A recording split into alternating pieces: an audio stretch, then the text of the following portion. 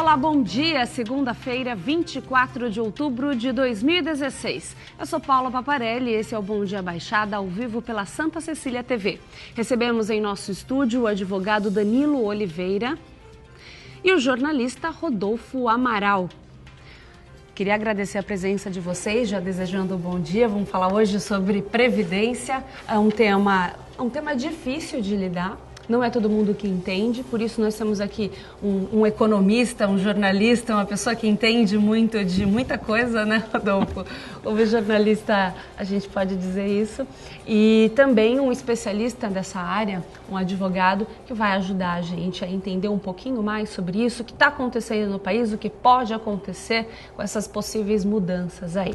Então vamos às notícias do dia. A alfândega do Porto de Santos apreendeu na última sexta-feira 30 sacolas com mais de 830 quilos de cocaína. A droga estava em um navio que tinha como destino a França. De acordo com as autoridades, o entorpecente foi encontrado em sacas de café em contêineres que foram selecionados para análise. Ainda, segundo a alfândega, a suspeita é de que os traficantes tenham inserido a droga em uma operação conhecida como reef offloading, que é quando a carga irregular é inserida sem o conhecimento do proprietário. Até o momento, ninguém foi preso. O tema do programa de hoje, como eu falei no início, é Previdência Social. Vamos debater o tema com o nosso convidado Danilo Oliveira e os comentários de Rodolfo Amaral. A primeira pergunta, diante dessa crise instalada no país, é se a Previdência Social ela é uma bomba relógio que tem tempo definido para explodir. A gente pode falar isso, Rodolfo? Bom dia, Paula. Bom dia, Danilo. Bom dia ao telespectador. Eu acho que a questão da Previdência, embora ela esteja hoje preocupando todos nós, na verdade, esse cenário que nós chegamos já é um cenário já previsto pelo menos há 30 anos. Eu ainda sou do tempo, vocês são mais novos, mas eu sou ainda do tempo que a gente recolhia para a Previdência por 20 salários mínimos, né? Com aquela promessa de que iam se aposentar com aquelas chamadas, a média das últimas 36 contribuições, enfim. Então eu já assisti esse filme várias vezes, trabalhei durante um bom tempo também na área de contabilidade, mudanças ocorreram ao longo desse período. O fato é que não há dentro do governo, tá, do corpo técnico do governo, mas do lado político, uma preocupação com o que os técnicos, que o Danilo vai expor isso com certeza com maior propriedade, o que a gente chama tecnicamente de estudo atuarial. Então, é uma preocupação de a gente começar a entender o perfil da sociedade, em especial daqueles que estão trabalhando, recolhendo e vão se beneficiar, e isso tem que ser feito periodicamente. Se utilizou a Previdência Social como um fundo aí para financiar várias coisas ao longo de décadas, com a Constituição de 88, tá? E o Danilo também deve abordar isso. Nós tivemos acoplado à Previdência a questão da Seguridade Social. Aí, além daquela contribuição que todo trabalhador faz junto com a empresa para garantir a sua aposentadoria, foram criadas algumas contribuições sociais, como PIS, COFINS, contribuição social sobre o lucro líquido, para financiar a Seguridade Social. E o que está nesse pacote da Seguridade Social? Está lá, por exemplo, Bolsa Família, está lá aquele programa de benefícios continuado, que beneficia idosos, portadores de deficiência sem renda, está lá dentro desse pacote o seguro-desemprego, ou seja, a conta não fechou. Na verdade, eu acho que a grande reforma que deveria começar a existir no sistema de previdência era separar, e não juntar, separar regime geral de previdência e seguridade social, que é o grande clamor da classe trabalhadora, que diz que a previdência tem dinheiro, o que não tem dinheiro, na verdade, é esse regime aí que acaba abrangendo a área social.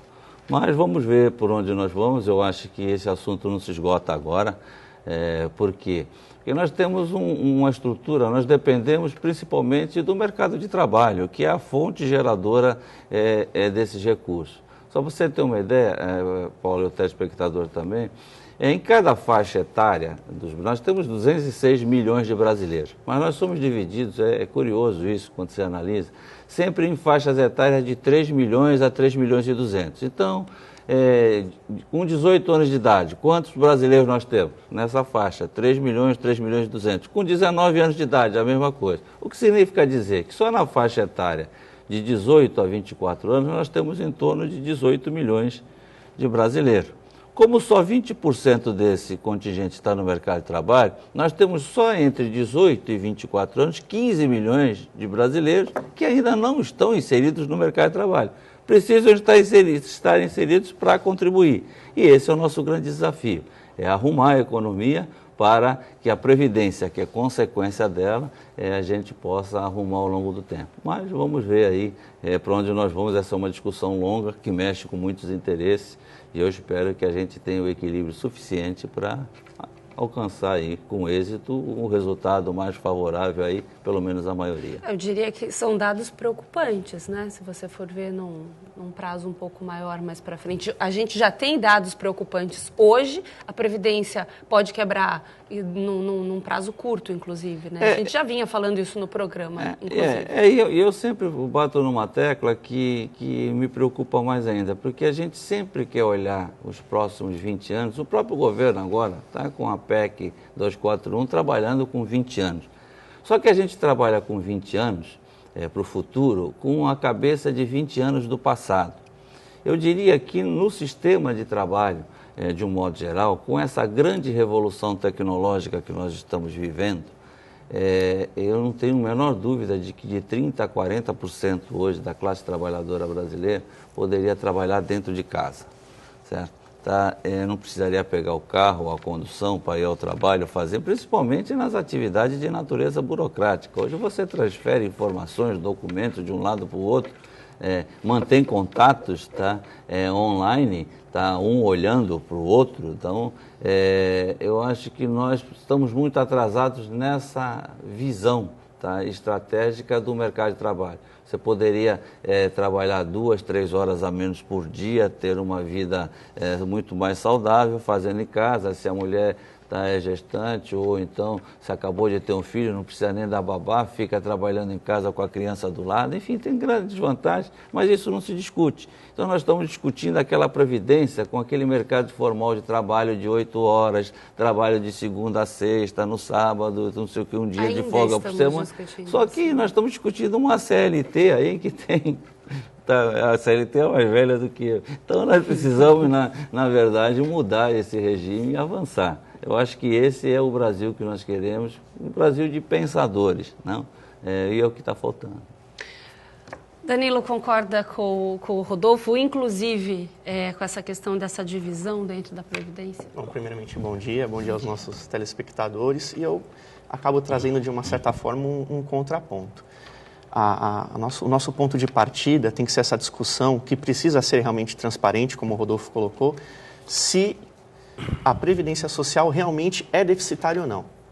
Para que a gente possa responder essa sua pergunta, se realmente ela é uma bomba relógio, né?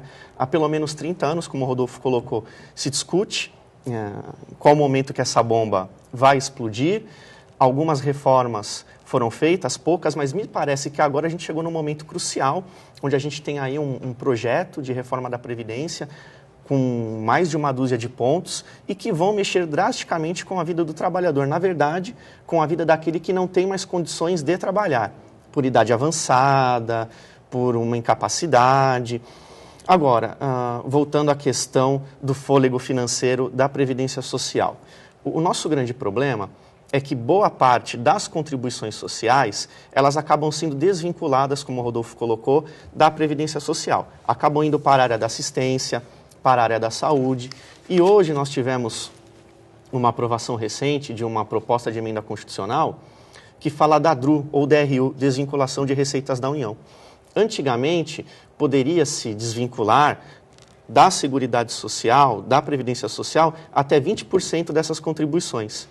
E, recentemente, se aprovou uma emenda que permite que sejam desvinculados até 30% das contribuições sociais. Então, o que a gente precisa realmente discutir para tratar de previdência, de direitos trabalhistas, é essa política econômica maior, né, que aborda mercado de trabalho e também essa desvinculação de receitas. Porque se realmente esse cofre não tem fôlego, se está faltando dinheiro, como que eu tiro 10% a mais, como que eu permito que o governo federal possa desvincular 30% dessas contribuições e aplicar em outras áreas? Isso me parece incompatível, não tem lógica. Inclusive, quando eu tenho oportunidade, eu sempre coloco isso, os auditores fiscais da Receita Federal, são aqueles que arrecadam, aqueles que trabalham com números o mais próximo possível da realidade. Eles dizem que não existe esse déficit. Nós temos muitos economistas que estão aí estudando, pensando, como o Rodolfo bem sugeriu, e que nas teses de mestrado e doutorado eles têm colocado que a Previdência não é deficitária. Então, acho que o primeiro ponto que realmente a gente precisa discutir com a sociedade é: nós estamos mexendo na Previdência por tal motivo. Porque nós não queremos mexer na taxa de juros, porque nós não queremos mexer com determinados setores da economia. Eu acredito que isso precisa ficar muito, muito claro em primeiro lugar. Se realmente existe esse déficit e como que o governo federal tem trabalhado com as normas constitucionais. Não dá para a gente falar que falta dinheiro, sendo que eu aumentei aí de 20% para 30% a desvinculação de receitas. Tá certo, nós vamos para um rápido intervalo comercial, o tema é Previdência Social, você continue com a gente, tem muita coisa para a gente falar. Voltamos já. Voltamos com um Bom Dia Baixada. O caminho encontrado pelo governo é o aumento de tempo de contribuição, talvez uma alíquota maior ou uma aposentadoria com idade cada vez mais avançada. O tema de hoje é a Previdência Social e a pergunta que eu faço para os nossos convidados é se as pessoas vão ter que se aposentar cada vez mais tarde mesmo ou ainda tem um jeito de arrumar essas contas. Rodolfo.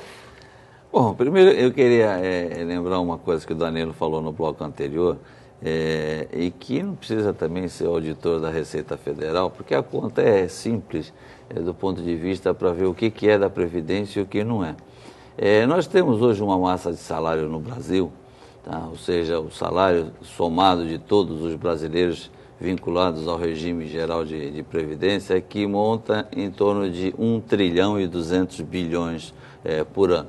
Se nós formos considerar que a parte patronal de 20% e mais uma média de 11% ou 10% aí do trabalhador, vamos considerar uma alíquota média de 30%, sob uma base de cálculo de 1 trilhão e 200 bilhões, nós teríamos uma arrecadação da Receita de 360 bilhões ano, que é exatamente o suficiente para bancar a própria Previdência Social, ou seja, as aposentadorias e as pensões.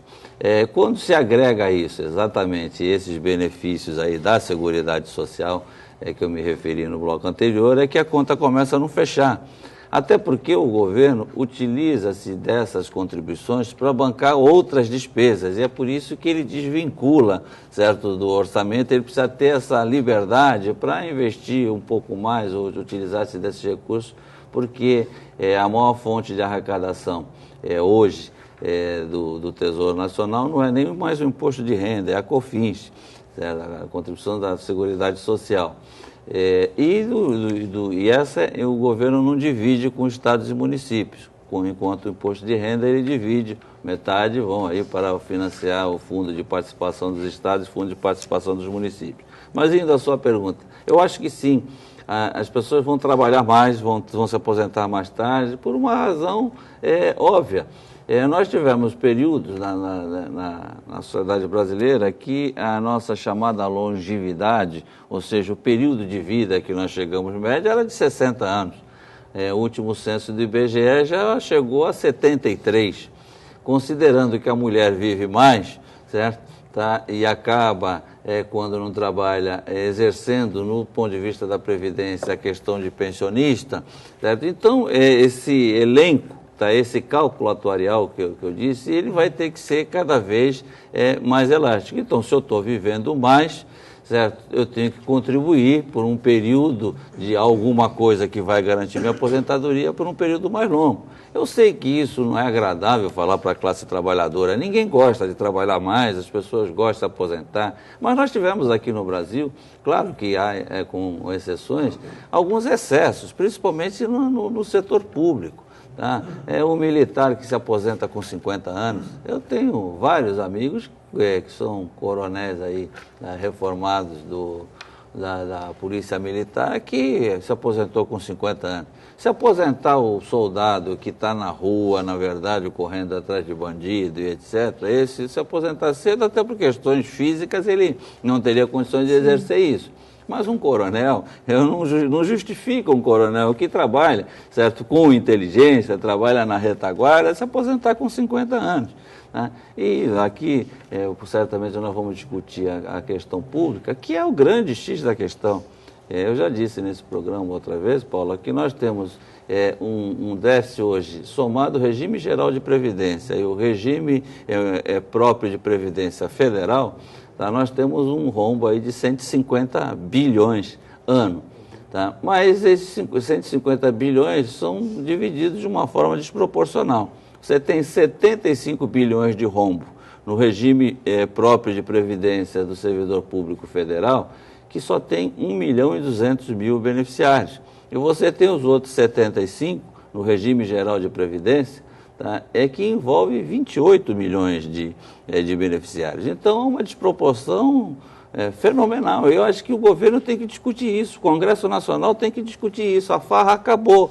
Certo? Não pode sacrificar só a parcela da população, certo, que está no regime geral de previdência, ou seja, aqueles que trabalham para a iniciativa privada. Então, essas discussões elas vão aflorar agora, e eu espero que a gente chegue a resultados, porque isso sempre foi colocado para debaixo do tapete.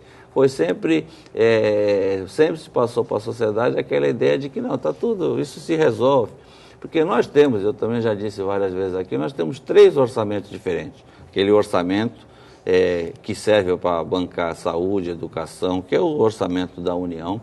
Nós temos o orçamento da Previdência Social e nós temos um outro orçamento que é o do Banco Central, que é todo esse giro de dinheiro que envolve todo esse nosso endividamento.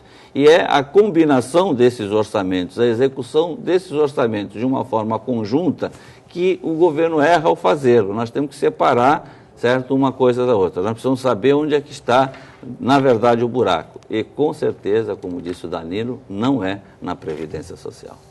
Concordo, Danilo. De fato, se essas propostas forem aprovadas, o brasileiro terá que trabalhar mais e me parece que a gente precisa colocar a realidade para a população, como o Rodolfo colocou. Olha, nós teremos que trabalhar mais porque a nossa expectativa de vida está aumentando. E, de fato, se a nossa expectativa de vida aumenta, quanto mais tempo as pessoas ficam dependendo da Previdência Social, de fato, isso vai gerar um gasto e a gente tem que colocar no papel se realmente o dinheiro que existe, que vai existir, vai dar conta disso. Então, essa é uma questão. Em relação aos militares e também aos professores, tanto os professores concursados de carreira pública como os professores da iniciativa privada, existe a proposta de que eles percam aquele redutor de 5 anos para poder se aposentar. Então, vejam, isso é um problema, porque existe, concordemos ou não, existe toda uma justificativa para que militares e professores tenham esse redutor, que a gente vai chamar de aposentadoria específica, né? Porque a aposentadoria especial é aquela do trabalhador exposto a risco, né? A agentes químicos, físicos, biológicos, como ruído, eletricidade, etc. Então, nessas aposentadorias específicas, que são importantes, eu sou professor, embora universitário, mas a gente sabe o desgaste que é estar em sala de aula, preparar a aula, quanto mais na educação infantil, ensino fundamental e médio. Então, por isso, por esse desgaste, que existe esse redutor e a proposta é de se acabar com isso, tanto para militares como para professores, embora para os professores de forma gradativa. Eu acho isso muito sério, porque temos todo um retrospecto histórico de conquistas de direitos sociais. E resumindo, grosso modo, para salvaguardar a economia, para proteger a economia, quem está sendo prejudicada, me parece, é a classe trabalhadora. Eu sei que esse é um discurso bem de direito social, mas é verdade, o prejudicado acaba sendo esse trabalhador. E só para fechar em relação ao tempo de contribuição, a Previdência ela vai trabalhar com riscos sociais, que são aqueles fatores que impedem que a pessoa trabalhe e, por isso, ela vai receber um amparo previdenciário. Sempre se discutiu até que ponto que o tempo de contribuição por si só é um risco social. Idade avançada é um risco social. uma invalidez é um risco social, porque impede a pessoa de trabalhar. Sim. Agora, o tempo de contribuição, homem 35 anos e mulher 30 anos, isso por si só, muitas vezes não impede que a pessoa trabalhe. Então, isso é uma discussão que já existe no mundo todo, de se acabar com isso, e me parece que chega um momento, aqui no Brasil, nós estamos chegando nessa encruzilhada. Isso já vem desde a década de 90, da época do governo Efraim. Isso também depende de governo, PT, PSDB, é uma tendência que existe uma idade mínima exatamente pela questão da expectativa de sobrevida. Me parece que a tendência é que a gente precise trabalhar mais mesmo. Tem várias questões aí que essa mudança vai trazer, né? E a gente vai tentar discutir o máximo dentro do tempo que nós temos. Mas uma questão importante quando falamos de previdência é em relação aos estados e municípios, que também sentem essa falta de recursos, né? Quais os municípios que enfrentam as condições piores aqui na região, na sua opinião, Rodolfo? Na verdade, no caso de estados e municípios, o que ocorreu, e da própria União, foi um atraso muito grande na criação dos institutos próprios de previdência. Eu, quando fui secretário de Finanças em Santos, 97 e 98, foi nessa época que foi criado, certo, o Instituto de Previdência do município de Santos. Porque quando o servidor se aposentava, ele ficava na folha de pagamento como se fosse um funcionário ativo, certo? E aquela coisa foi crescendo. Hoje nós temos, na média dos estados, os inativos estão aí com um custo da ordem de 33%, ainda é preocupante, mas nem tanto, mas há situações que já chega a quase 50%. Tá? E se a gente for separar por categorias, eu fiz isso no caso do governo federal, hoje, por exemplo, se gasta, no caso das Forças Armadas, se gasta mais com os funcionários inativos do que com aqueles que estão em atividade. Então, essa é uma equação que precisa ser avaliada. E a gente aqui, Paulo, eu diria que cometemos, por exemplo, o município de Guarujá, na atual gestão da atual prefeita, ele fez uma coisa que foi uma opção da prefeita, mas eu acho que deveria ter sido discutido com mais propriedade. Ou seja, Guarujá tinha um regime seletista, certo? E a prefeita, num acordo com os funcionários, transformou os funcionários em estatutário. No primeiro momento, aí todo mundo que faz isso até o Mate Souza fez isso aqui também, em 1990. No primeiro momento, passa-se para o trabalhador aquela ideia de que ele está sendo beneficiado, ele vai ser beneficiado. E é uma falsa ideia. E, na verdade, quem é beneficiado no primeiro momento é o poder público, porque como funcionário seletista, ele tem que pagar os 8% do fundo de garantia, tinha que pagar naquela ocasião os 20% da cota patronal, e quando ele joga para o Instituto de Previdências, agora quando foram criados, foram definidas alíquotas mínimas também para o poder público. Então, mas durante muito tempo, na época da Thelma de Souza, isso era vantajoso muito mais para o erário público do que para o servidor. Eu acho que esse sistema também vai ter que modificar. Eu acho que tem que se ter uma consciência da classe do funcionalismo público nos 3 níveis.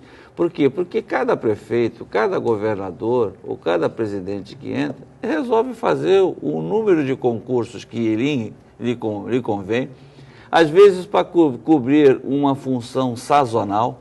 Tá? Você vê, por exemplo, quando nós tivemos a criação do Fundef, na área da educação, que depois se transformou em Fundef, foi em 1996, praticou-se a partir de 98 e haveria a necessidade de municipalização do ensino até 2006. Chegou num determinado momento, por que parou, Paulo? Porque na hora que começou a municipalização ficar acentuada, os professores do Estado falaram, bom, e os alunos da minha sala de aula, se eles forem para a rede de ensino municipal, para quem é que eu vou dar aula? Aí começou aquela preocupação. Certo? Por quê? Porque foi feito um sistema que não previu essa situação. Tá? Depois, o presidente Lula alongou um período da aposentadoria dos servidores. Tinha muita gente que estava prestes a se aposentar e teve que esperar mais um pouco, mais alguns anos. Então, qualquer mudança que se faz nessas regras, elas têm um efeito, certo? Ou imediato, ou dali a 4, 5 anos.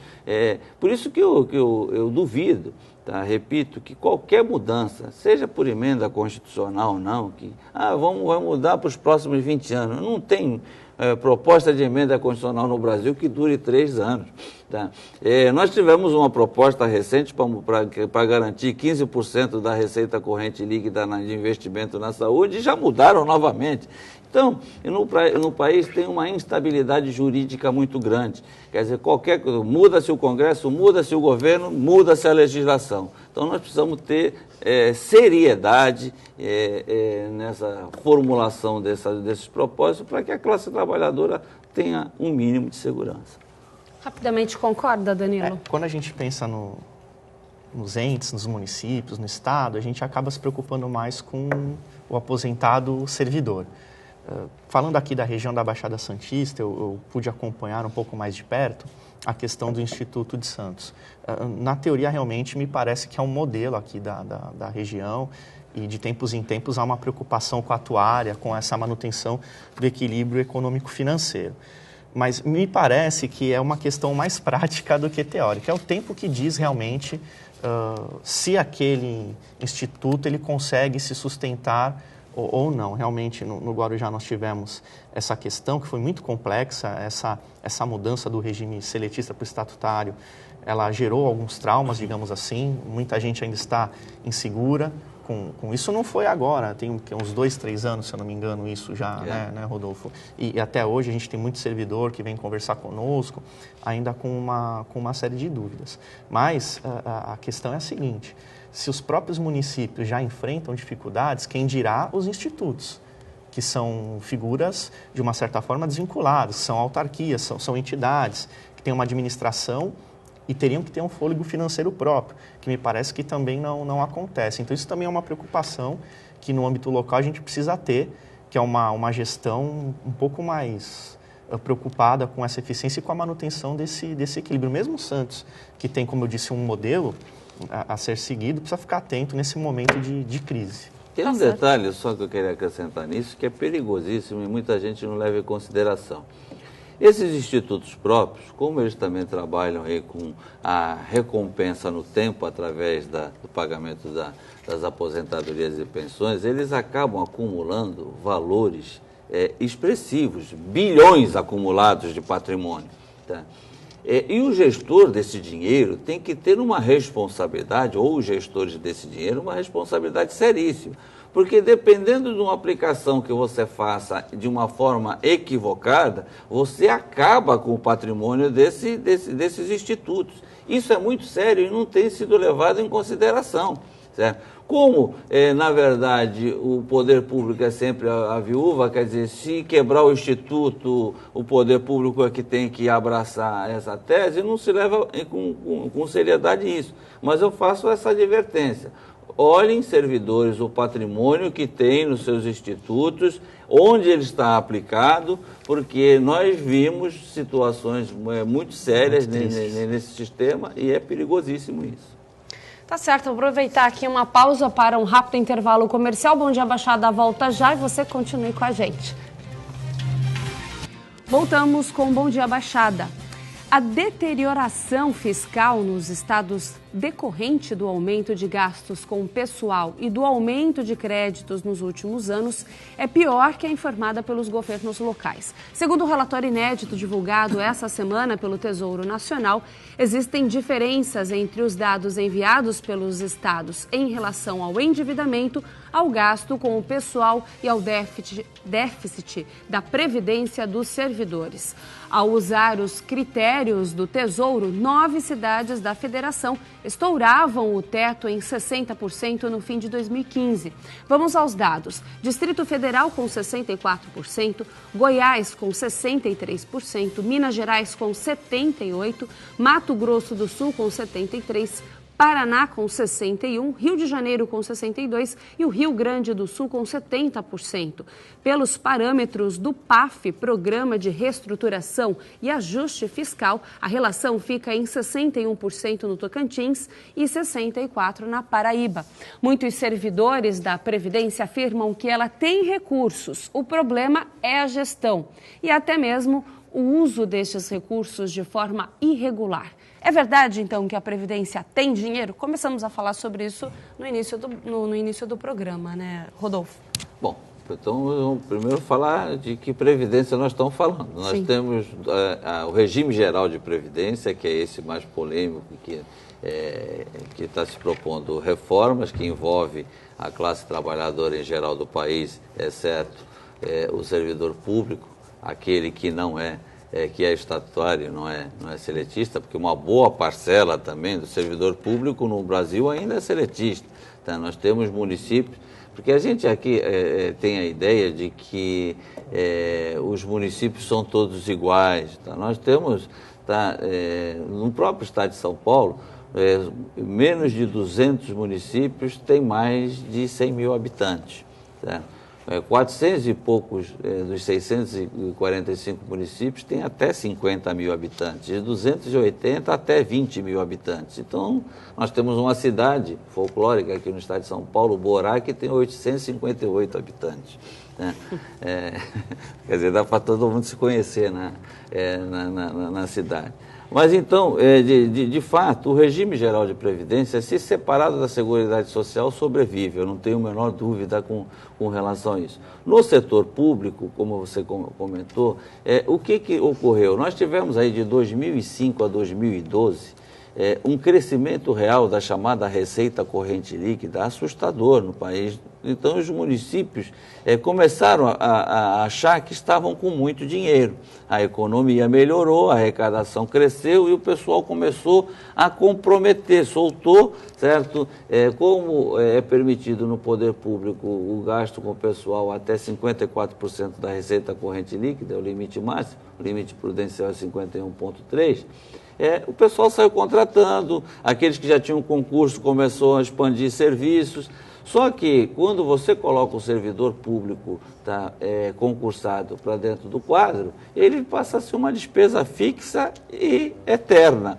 Certo? E se a arrecadação cai no mesmo período, nós tivemos casos dos estados, o caso do Rio de Janeiro, que dependia essencialmente da receita de royalties, quer dizer, quando o valor do petróleo caiu, o Estado parou de pagar não só o pessoal da ativa, como os inativos. É o que a gente tem assistido quase todos os dias na televisão. Certo? Existem outros estados que dependiam muito os estados do Nordeste, por exemplo, eles dependem muito da transferência do Fundo de Participação dos Estados. Certo? Que eles ficam com a maior parcela no processo de divisão, nas regras de divisão. Quando a arrecadação federal cai, o imposto de renda cai, certo? O fundo de participação, que é parte integrante disso, cai também. Então, por isso que eu acho que na gestão pública nós devíamos ter mudança de alguns critérios, deviam ter algumas normas, certo? Que não ficassem subordinadas, certo? Apenas a decisão de um prefeito, de um governador ou de um presidente da República. Eu acho que existem alguns... E essa do controle da máquina, desse custo fixo, em especial do pessoal, devia ter uma regulação mais específica, porque isso, na verdade, é uma farra. Aí o que acontece? Quando isso acontece, na melhor das hipóteses, há um achatamento salarial para todas as categorias. Aí há aquela insatisfação e a insatisfação é transferida na queda da qualidade do serviço oferecido à população. Então, acho que a gente precisa, é fato, sim, isso existe, mas há motivos. Foi, sim, essa queda de arrecadação, tá? Porque não se teve a visão que deveria anos anteriores, quando a arrecadação estava aumentando acima do normal. Concorda, Danilo? Concordo. Em relação ao regime geral do INSS, se a gente separar da área assistencial, saúde, enfim, a gente sabe que a Previdência ela é superavitária. A gente tem colocado isso aqui desde o início do programa. Sim. Já em relação aos regimes próprios ou peculiares é que a coisa é um pouco mais complicada, porque, de fato, o poder público, em geral, ele acabou seguindo uma tendência consumista, no sentido de, estamos arrecadando bem, o fenômeno que o Rodolfo colocou, ele foi verdadeiro, estamos arrecadando bem, as contas estão fechando, está sobrando aqui uma gordurinha, então vamos investir. Né? Seja tanto no setor econômico como no setor de serviços, vamos contratar mais, chegando a esse limite e alguns entes, inclusive, ultrapassando esse limite prudencial de gastos com servidores. Então, tem muito ente federativo, a gente tem acompanhado o caso do município e do estado do Rio de Janeiro, em que eles não estão conseguindo arcar com as aposentadorias e mesmo com as remunerações mensais dos seus servidores. Me parece que os poderes públicos, isso também a gente estende à parte da Previdência, à parte dos institutos, não tiveram esse cuidado em economizar, em ter essa prudência. E a Previdência, o engraçado é que o termo nos convida a isso, né? Ser previdente, pensar no futuro. Então, acho que empolgados com aquele momento econômico bom, muito se gastou ou investiu, sem se preocupar com o ciclo. A economia, o Rodolfo sabe melhor do que eu, ela tem ciclos. Sim. E você tem que, de uma certa forma, estar preparado para aquele momento de retração. E não só como a população brasileira, os próprios entes acabaram acumulando essas despesas. E a gente não precisa ir muito longe, não precisa ir para o Rio. Tem municípios aqui da Baixada que já atrasam o pagamento dos proventos, das remunerações. Minha esposa é servidora, então a gente sente em casa o impacto disso na vida da pessoa e das famílias. São Vicente, Cubatão, a gente tem passado por essa situação e tem divulgado isso, inclusive, aqui. E isso, Paulo, acaba, na verdade, entrando numa questão, novamente, até global, né? Quando, em 2008, e aí o Rodolfo pode me ajudar com maior precisão na data, se anunciou um momento de dificuldade, me parece que aqui no Brasil, de um modo geral, a gente não adotou algumas cautelas. A gente continuou num ritmo desenfreado de crescimento e de consumo, né? Eu converso muito com alguns alunos, eu falo, olha, consumir não é só você comprar, ser consumista é também você não poupar um pouco. Né, ter uma postura consumista é isso, você não ser previdente, não pensar, não economizar, estar atento. E a gente paga o preço.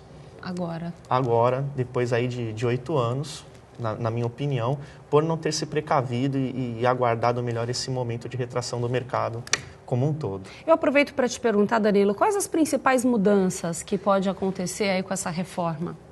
Olha, são muitas mudanças, tanto no regime geral como no regime próprio. Eu vou me aprofundar um pouco mais no regime geral, que acaba interessando a grande parte dos nossos telespectadores e da população como um todo. Me parece que é a exigência dessa idade mínima somada a um tempo de contribuição. Então, a gente continuaria com o tempo mínimo de 35 anos para homens e 30 para mulheres, só que com idade mínima de 65 anos. Tá? Para quem já tem 50 anos de idade, haveria uma regra de transição. Tá? Mesmo essas pessoas que já estão aí há pouco tempo de se aposentar, elas teriam que passar por uma regra de transição, que ainda vai ser discutida, acho que nem cabe detalhar aqui, porque com muitas discussões, emendas ao projeto, enfim. Se igualar, é uma proposta também, a idade de homens e de mulheres para aposentadoria. Eu acho equivocado, até porque a expectativa de sobrevida é diferente e acho que todos tem uma noção daquele brocardo jurídico que os desiguais devem ser tratados desigualmente, para que eles realmente sejam iguais. Essa também, então, é uma mudança, essa equiparação. A gente vai ter uma mudança nas pensões por morte, no valor do benefício. Isso já foi tentado no fim de 2014, né, ao apagar das luzes, uma medida provisória de 30 de dezembro. Ela reduzia o valor da pensão por morte em 50%, e está feito um cálculo.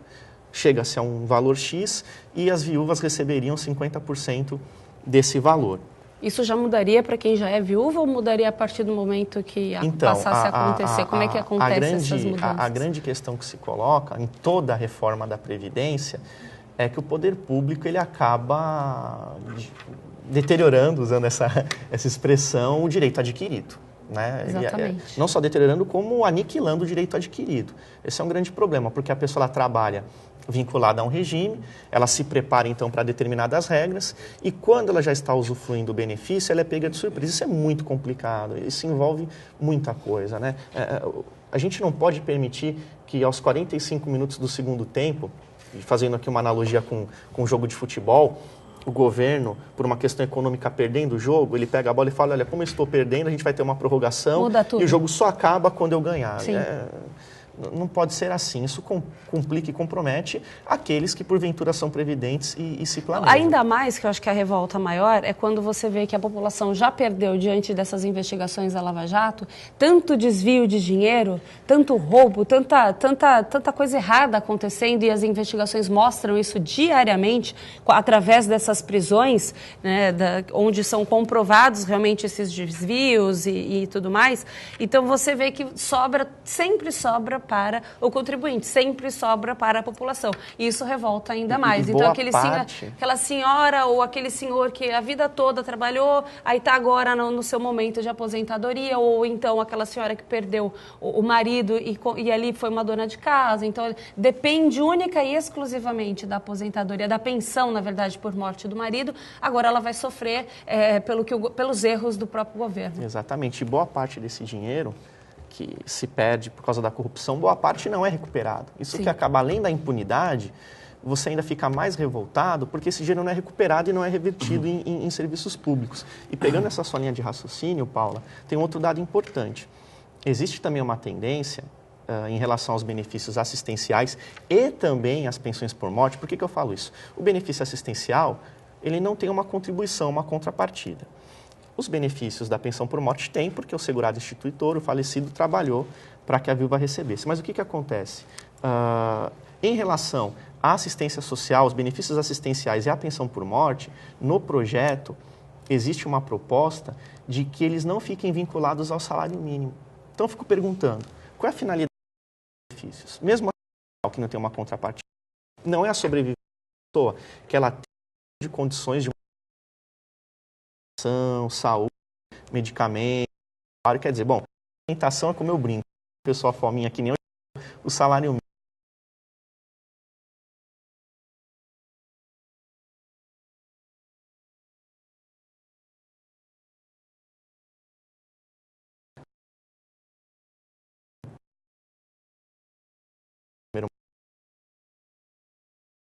Pensamento que não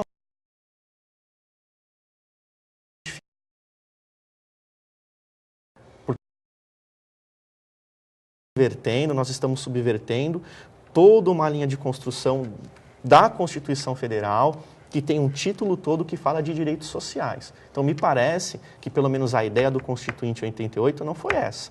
Por quê? A ideia foi de amparo, proteção. E se você fala, olha, por meio de lei, nós não vamos te garantir esse mínimo vital, esse mínimo para a sua subsistência, para a sua sobrevivência, você pode rasgar a Constituição no que diz respeito ao que a gente chama de bem-estar social. Eu quero saber a opinião do Rodolfo, mas nós temos apenas próximos aí de 5 minutos para o final do programa. Eu quero voltar com você para saber ainda, são muitas as mudanças nessa reforma, mas as principais a gente ainda tem até a questão da desaposentação, que eu acho importante a gente colocar também. Rodolfo. Bom, eu concordo com o Danilo. Eu só acho que tem algumas coisas que deveriam estar sendo discutidas, não são, eu vou dizer uma pontual. Eu sempre disse o seguinte, o Fundo de Garantia por Tempo de Serviço, como o nome já diz, Fundo de Garantia por Tempo de Serviço, ele foi criado exatamente para tal da eventualidade. Tá? Depois criou-se o seguro-desemprego, que hoje consome 40 bilhões do Tesouro.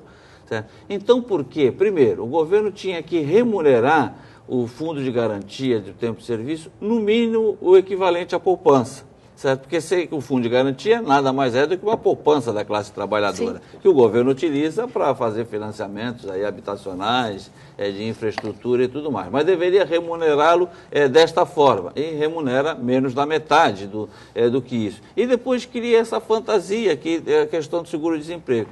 Devia-se ter uma flexibilização para saque do fundo de garantia nesses períodos que a pessoa ficou desempregada, se não total, proporcional, para que ele sobrevivesse durante esse período, e eliminar essa questão do seguro-desemprego, certo? Que a gente viu aí que a continuar isso, nós começamos em 2005, quando o seguro-desemprego no governo Lula, a economia começou a melhorar, nós tínhamos um desembolso de 5 bilhões. Tá? O ano passado foi de 41 bilhões. Quer dizer, e a tendência com a crise econômica é aumentar. Então não adianta você enxugar o gasto de um lado, certo? Que ele vai sair por outro. Então, eu acho que essas mudanças, elas são pontuais, elas são necessárias, mas elas precisam ser abertas e discutidas com a sociedade, eu repito. Tá? Não dá para discutir a Previdência, o regime geral de Previdência, sem discutir a Previdência do setor público paralelamente. Certo. O problema é muito maior, né? O que a gente avalia é sempre muito maior.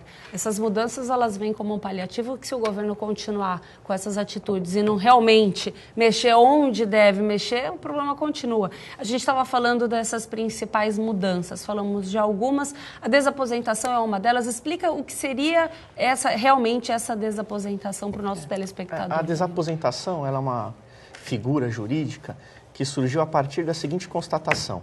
A ideia de aposentadoria, na sua essência, é de que o trabalhador ele deixa de trabalhar para ir aos seus aposentos. Então, a ideia é essa, é de descanso.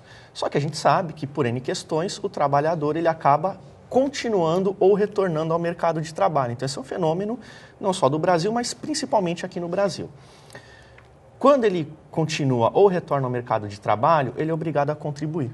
Então, ele vai vertendo contribuições para o regime.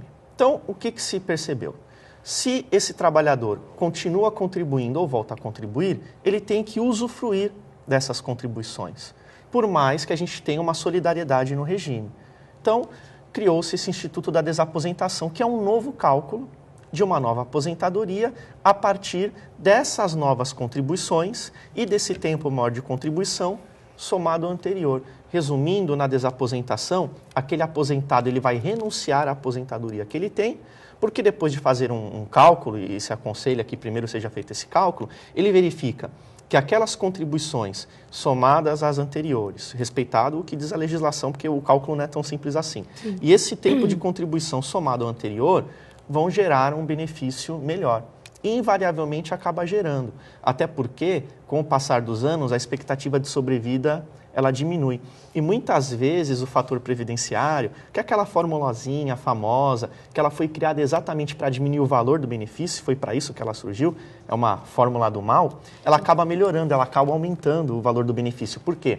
Porque os elementos que compõem a fórmula perdão, melhoraram. Idade mais avançada, menor expectativa de sobrevida. Só que, qual é uma das propostas? Isso tem sido pouco comentado. Uma das propostas é, quando o trabalhador continua ou retorna ao mercado de trabalho, ele não vai ser obrigado a contribuir.